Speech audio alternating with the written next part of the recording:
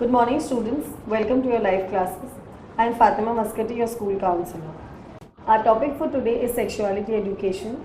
We will be discussing certain points that we've come across while we've interacted with you in the past 6 months. So then let's begin and hope you enjoy your day. Thank you. So you were asking one question on safe sex. I just paused you on that. We were talking about STI. Because that is one question that everybody has in their mind, like what is a safe sex and how do we have safe sex? And there is no book that confirms or that says that okay, this is right. Somewhere you tend to get confused and you puzzle with that whether this is safe or not. So then this is one common question that we should address. So basically, safer sex is anything we do to lower the risk of getting STI or other infections that we get from unprotected sex. And no kind of sex with another person is guaranteed 100% safe sex. Right, of course. Yeah. It is not 100% always, That's true. with any person. So since STIs don't always have symptoms, people don't always know they have them. And pregnancy can happen even if you use birth control. Yes, like we say that condoms are also not 100% Exactly. safe. And I mean, they are 99% safe, but there is always a risk of 1% that may lead to pregnancy. So you need to be very careful about that. Yeah. But I think not all kinds of sex are, have the same risks. I mean, if I say that okay, these are the common risks that happens every time, it is not that. So when you say that okay, I'm having a different kind of sex, like when you say that okay, there is oral sex, anal sex, the normal intercourse that we have where the penis meets the vagina, but there are different risks related to that. So maybe the anal sex may have different infections or different symptoms that may lead to STIs, or the oral sex may have different symptoms which may lead to STIs. So it is not that everything has the same risks. Okay. But vaginal and anal sex are the most likely to spread STIs. The vaginal and the anal sex both are most likely to have STIs, right? And oral sex is less likely, but like the things are kissing, mutual masturbation, and intercourse, also dry humping, are even safer. So when you say that okay, oral sex, no, but it is less likely. It's not that it doesn't have any infection or anything, but it is less likely to develop any STIs. So here are ways to have safer sex, which we can tell them. So to understand that, for vaginal sex, use birth control and condoms, right? So you have to use both together so that you don't, so of course there's 1% of chance. For anal sex, use condoms and lubricant. Okay. For oral sex, use a condom to cover the penis or a sheer glide dam, cut open condom, or plastic wrap to cover the vulva or anus, right? So you have to, so there are always ways of protection. So it's not that while oral sex it is okay, there's nothing happening, but no, you should always use a condom to cover the penis, right? Or plastic wrap to cover the vulva or the anus. And you can also cut open the condom if you want. Get tested for STIs, which is always, yes, and which you can consult your doctor and ask them that which are the regular times where we can get tested. So you should know that okay, this is the time when I need to now go and test, and also help your partner get tested. It's not that you have to be safe, but of course your partner and you equally play the role in that. So both of you need to get tested at the right time. But so when we mentioned, when you said that there are ways to have safer sex, there was one point where you came up with that for vaginal sex you use both birth control and condoms.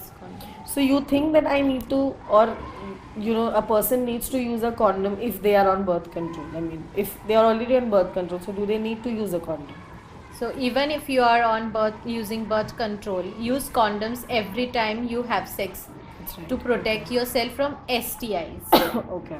Yeah. That's again one way of safe sex. Okay.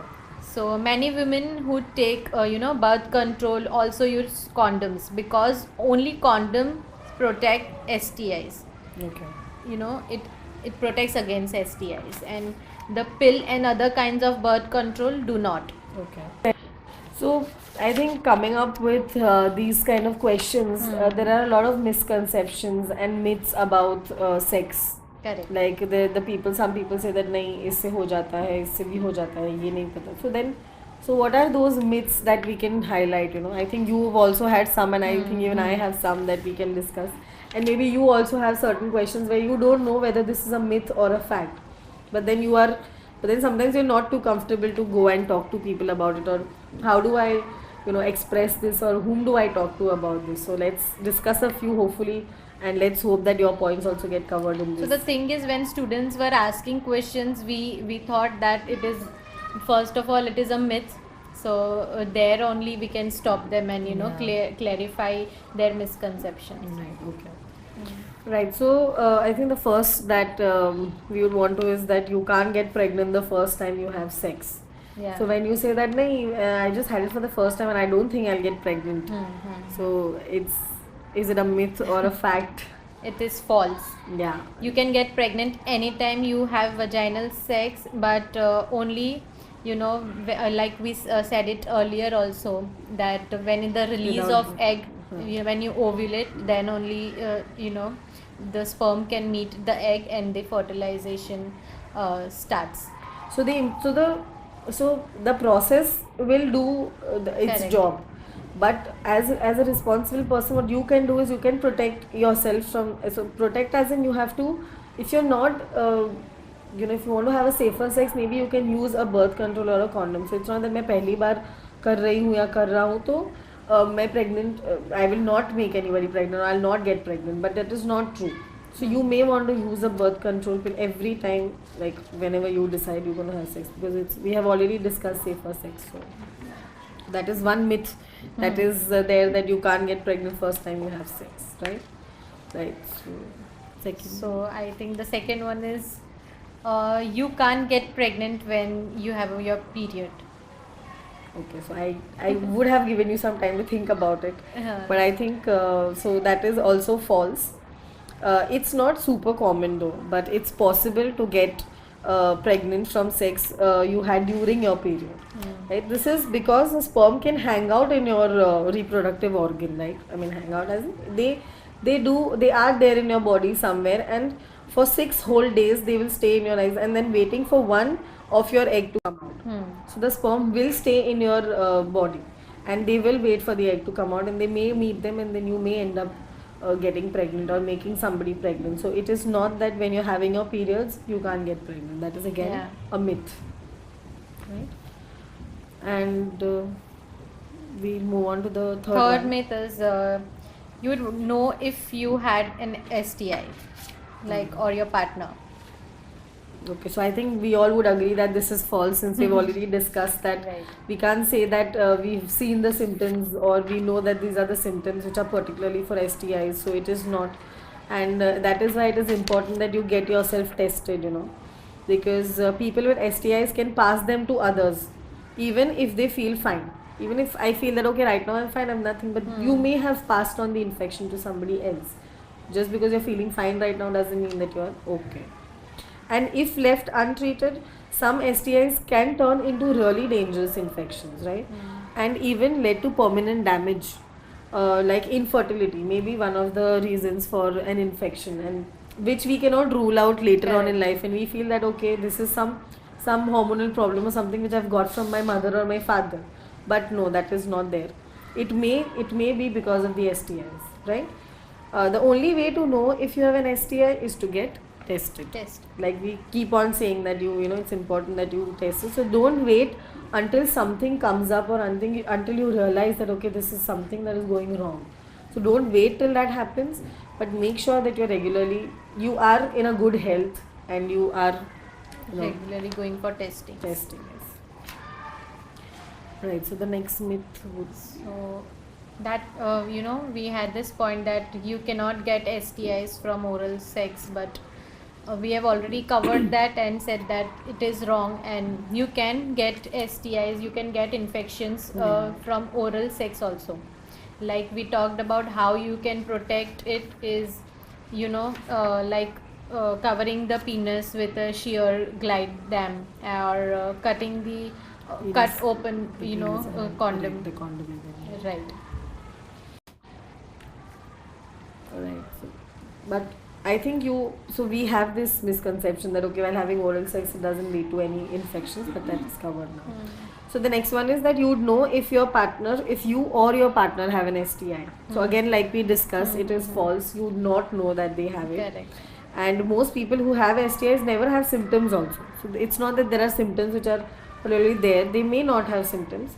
So just because you and your partner don't have symptoms, that doesn't mean you shouldn't worry about STIs. Alright? It is again, like we are saying, people with STIs can pass them to others without even knowing it and without just feeling fine about it. And if left untreated, it can lead to permanent damages as well. So get tested for your STIs and don't And it wait is till quick and something easy. happens. Yeah, it's quick and easy, so it's not that bad. And then I think there are lots of myths, but I think we would come up with the last one right Yeah. now. So if you get an STI once, you can never get it again.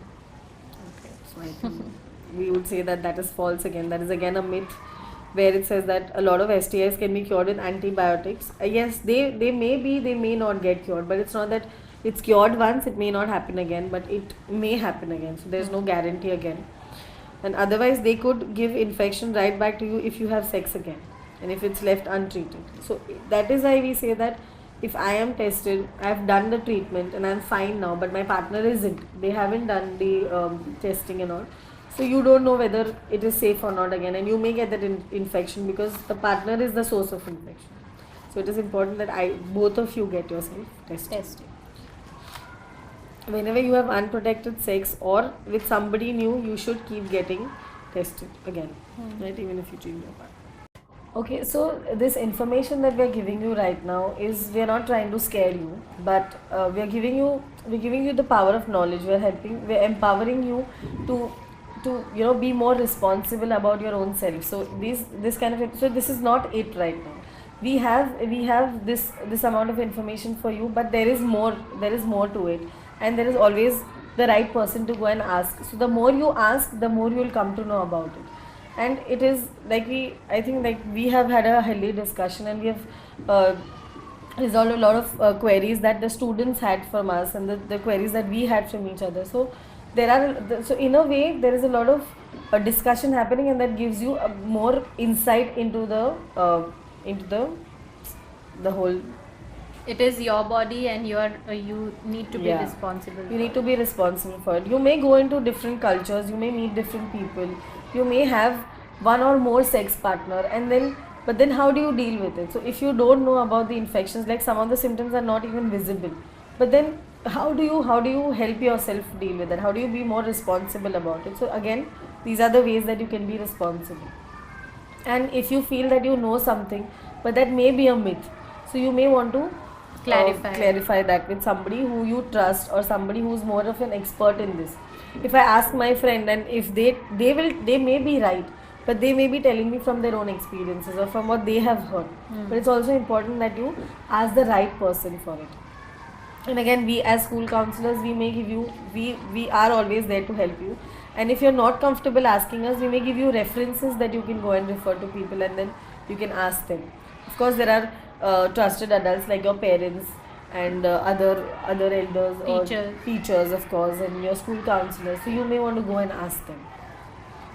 So I think that is all for us to help you out with the sexuality education, and hope there are more queries so that we get to know more from you, and then we get to also learn from you. So thank you very much, Lubaina. Thanks a lot.